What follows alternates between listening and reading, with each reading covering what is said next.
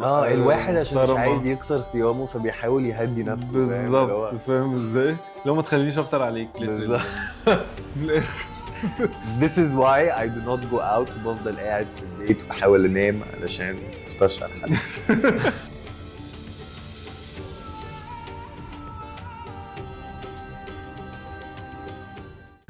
اهلا بيكم في حلقه جديده من بالصدفه في رمضان. معاكم مازن. وسعيد. هلو. رمضان مش بس صيام واكل، ده شهر الخير والتغيير. وفي رمضان بنشوف المجتمع كله بيتحول، المحبة بتزيد والناس بتحاول تكون احسن. فيا ترى ايه اللي بيحصل في الشهر ده وبيخلي الناس كلها تختلف كده؟ تيجي الموضوع هو نفسيا، فاهم ازاي؟ I guess ان هو رمضان الناس تبقى مؤدبه، الناس تبقى الواحد عشان مش محترمة. عايز يكسر صيامه فبيحاول يهدي نفسه. فاهم؟ اللي بالظبط، هو فاهم ازاي؟ لو ما تخلينيش افطر عليك بالظبط. من الاخر. This is why I do not go out وبفضل قاعد في البيت وبحاول انام علشان ما افطرش على حد.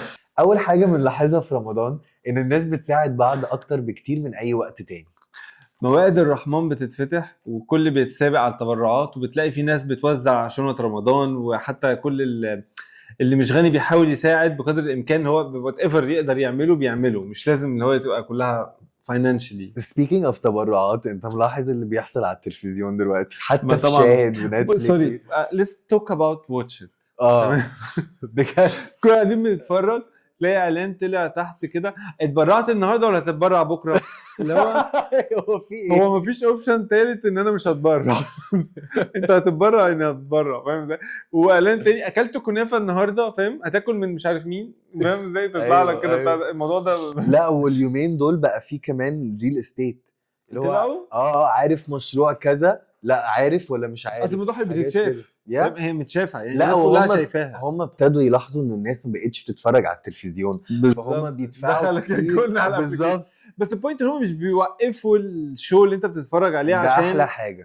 عشان يوروك الاعلان. لا، هو الاعلان بيطلع كده حته تحت، هي اتس انوينج، فاهم؟ كل شويه يطلع، بس Yes. ان هي اتس فاين. بس خلي بالك هم مش بيوقفوا. that's because we pay money. if you didn't ان هو have في سبسكريبشن if you didn't have that subscription هيبقى نفس التلفزيون. واعلان هيقف برضو. نفس بس مش كل التلفزيون. مش كل التمثيليات هتبقى مفتوحه، اي ثينك. مش عارف. I think بتتفتح متأخر او يمكن ما بتبقاش. أوكي. مش عايز مش عارف. اهبد. I have a membership الحمد لله. وده لان رمضان بيخلينا نحس بكل الناس في كل الفئات، فبنلاقي قلوبنا مفتوحة على الخير كده كده. خلونا نتكلم بقى على لمة العيلة. في أيامنا العادية كل واحد مشغول بحياته، لكن في رمضان اللمة كلها بترجع. الفطار بقت مناسبة اجتماعية وكل يوم بيتجمع ناس عند بعض. ده غير بقى السحور اللي بقت خروجة يعني. ده بجد فاهم الستات بقى لا، سمعت عن كفتانز قرمة ومش سعيد؟ كفتانز. عارفها. people get dressed and go عندي there. بكرة وبعده. رمضان بيخلينا نحس بدفء العيلة واللمة، حتى لو كان الموضوع بسيط أو بشكل بسيط صغير. دلوقتي بقى عايزين نتكلم عن التسامح والمودة اللي بتزيد في لحظات رمضان. الناس بتبقى أهدى وبتحاول تسامح أكتر. لو عايزين نقابل بعد أكتر من شعرك. الكلمة دي فكرتني بالفيديو اللي بينزل ده على تيك توك، عارف انت؟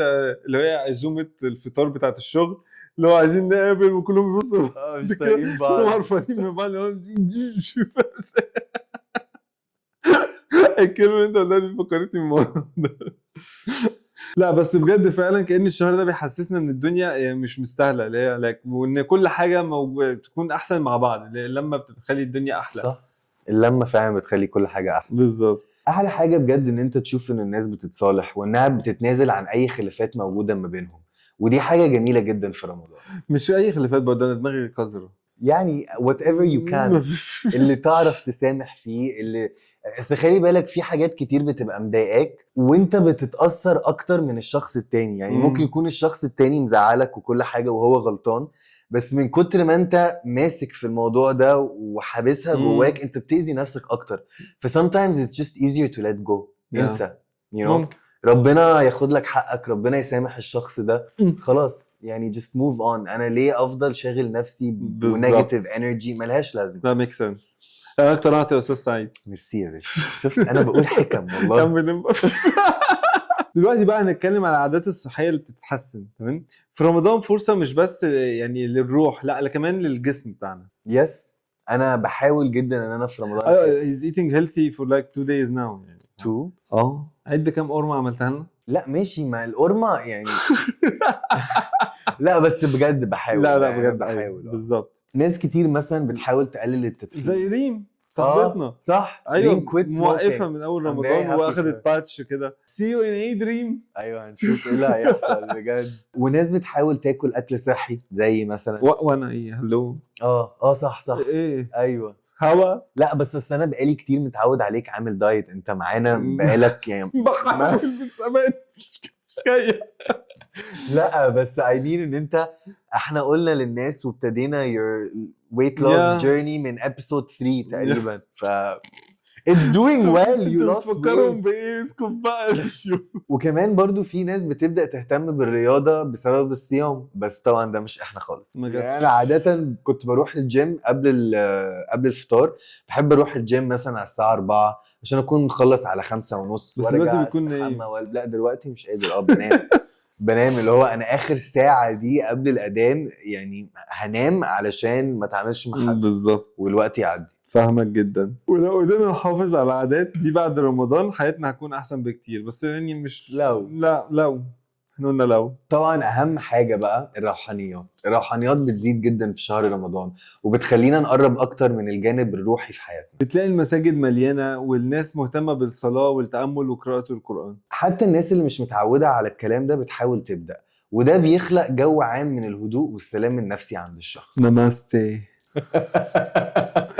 رمضان مش بس شهر صيام، هو شهر تغيير بالكامل في المجتمع. قولوا لنا بقى انتوا في الكومنتس ايه اكتر حاجه بتحسوا بيها انها بتفرق معاكم في رمضان. stay you smile.